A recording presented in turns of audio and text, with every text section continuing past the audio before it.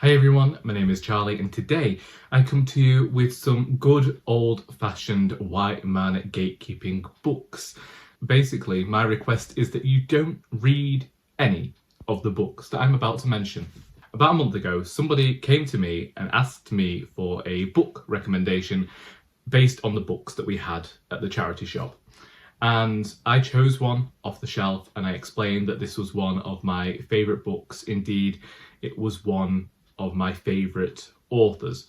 And I went on to explain the things that I had liked about that book. I don't see this person for a few weeks. We have Christmas, we have the New Year, and then I finally see them. And the first thing that they do is bring the book, slam it down on the counter in front of me, and say, "That is the worst book I've ever read. How can you say that that's your favourite?" Now, I've already told them why it is a favourite book of mine, so I needn't have to explain myself again. And also, opinions are like arseholes. You don't have to share them.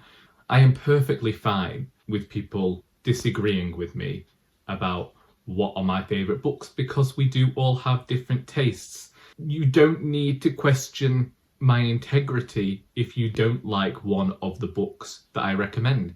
And also within that, what happens is I have recommended books to people over years and they generally like them. If they don't, that's fine, but they might keep that opinion to themselves. They might say, "Nah, that wasn't for me."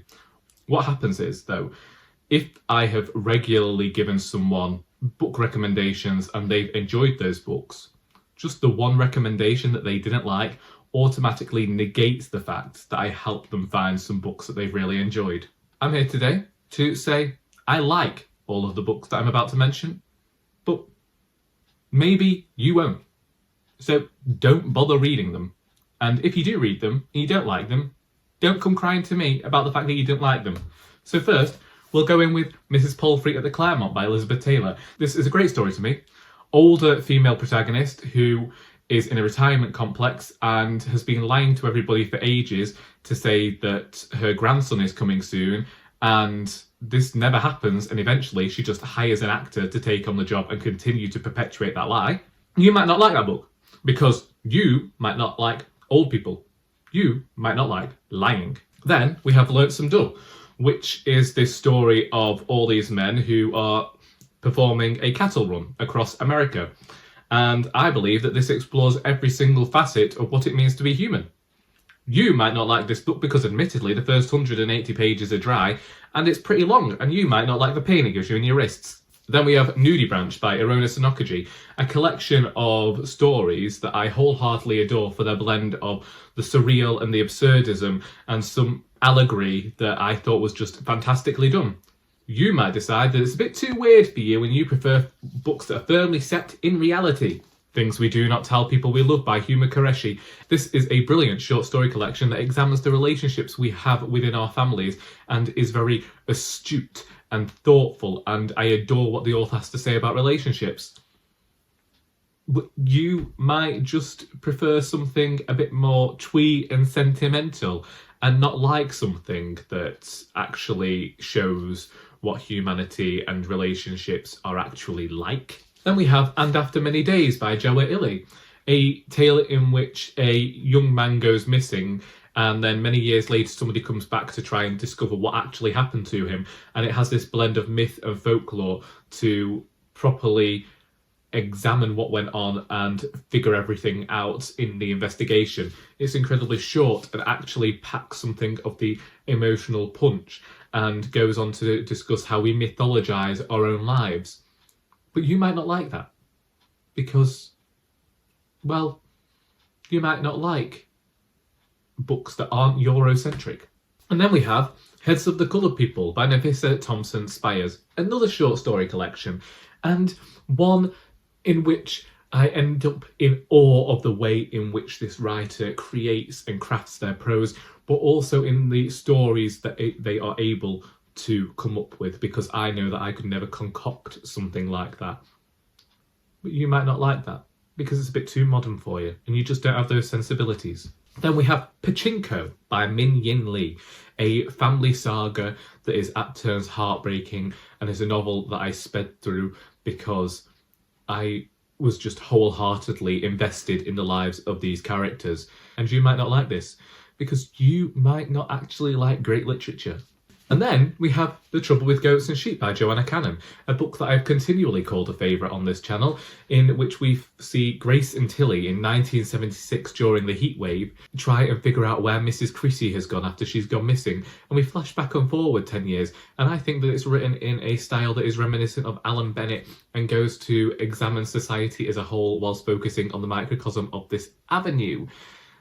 But you might not like this, because you might prefer writing that just says everything there is to say on the page, and you might not like prose that is so introspective, and you might have a derogatory opinion of psychiatrists. Then we have Here Comes the Sun by Nicole Dennis-Benn, a book that discusses the difficulties of being a woman in Montego Bay, and indeed trying to live in Montego Bay when big corporations keep coming and buying up the beaches, buying up all of the land in which you have lived your entire life to have as private beaches and hotels and resorts, and people are now just having to treat everything that is normal to them as though it is exceptional because of the tourist industry. And you might not like that because it might make you feel uncomfortable about any holidays you might have taken in the past, and you might have led a rather privileged middle-class lifestyle, and this shines a light on why that might have actually been to the detriment of other people's lives. You might not like that. And then we have The Miseducation of Evie Epworth, a book set in the early 1960s, following Evie Epworth, who is coming of age at a difficult time. I think that this is reminiscent of classic British comedy and brings forth the strong northern women that we have all known and seen throughout literature and film and television in the past. But you might not like this because you might see it as a bit too nostalgic and without enough depth for you, because you want something that is going to show it's grim up north, and you might not like a working class narrative. I'm sure one day you'll find something that you will like. I probably won't recommend it because we all know that my recommendations are just only fit for finding terrible books, apparently. But there you go. There's 10 books. Please don't read them. Avoid them. Because I'm just going to keep them to myself as some brilliant pieces of literature. If you do read them and you happen to like them, great stuff. Come and tell me. If you do read them and you begin to question my taste level, you can keep that one to yourself.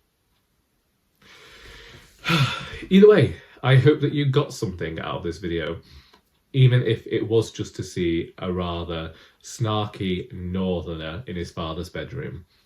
We all have our fetishes. Personally, I just like tea. And books. If you have read any of these books or would like to discuss them, please feel free to do so in the comments below. I honestly don't know how to get out of this video, so until next time, that is all.